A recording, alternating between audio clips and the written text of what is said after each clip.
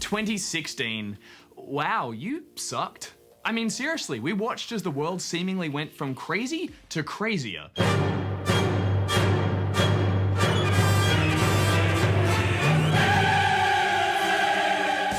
We've lost some of the greatest icons of our time.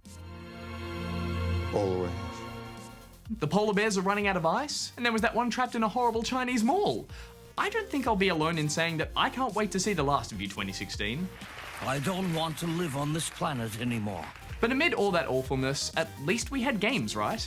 And in my opinion, 2016 has just been a big reminder of how much the world needs games right now. We all know it's the perfect escapist hobby, letting us put aside the harsh realities of the real world, albeit for often harsher and more brutal realities in a virtual one. But at least we're in control and we can turn them off or reload a save when things go bad. But beyond just being an escape, it's been a great year for games in general. As we've seen through tonight's episode, there's been an abundance of amazing games to choose from.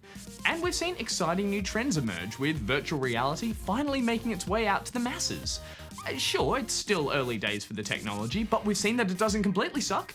Not to mention, it's the ultimate escape, completely shutting us out from the awful world.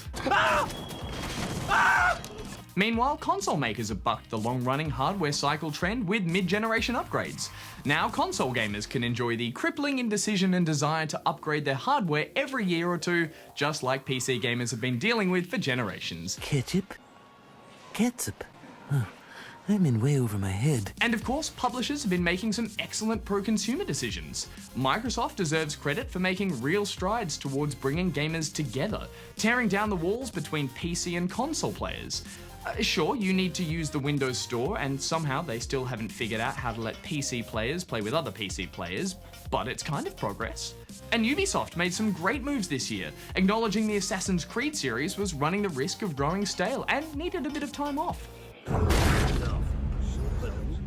And even better was their recent announcement that they would stop releasing paid DLC expansion packs and only charge for cosmetic items in the future.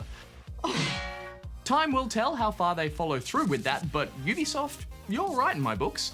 And sure, it hasn't all been sunshine and roses in the land of video games. We sadly saw some great studios close down, like Sleeping Dogs maker United Front Games and Fable creators Lionhead Studios. Video game voice actors went on strike. Chris Metzen, considered the father of Warcraft, Diablo and StarCraft, announced his retirement from Blizzard after 23 years. YouTubers were caught in that gambling fiasco, and Bethesda even made me cry because they don't love me anymore. I'm sorry for the way I treated you.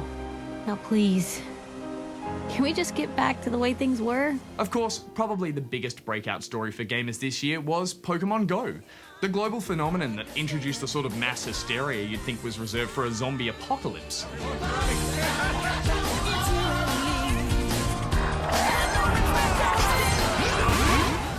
But what it did that I'm most thankful for was inject some of the joy and innocence of video games out into the real world.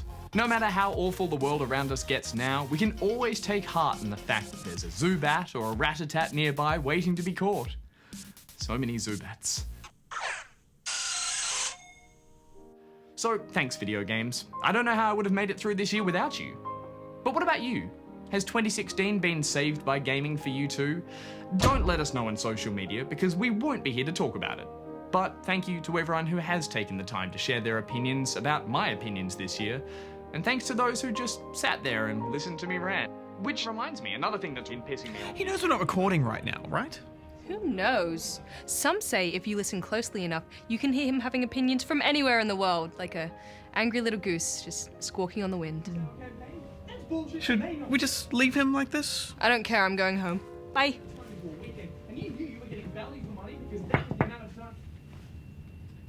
That was the amount of time you expected from a game, and that's how I feel, because that's my goddamn opinion! Oh, that feels better.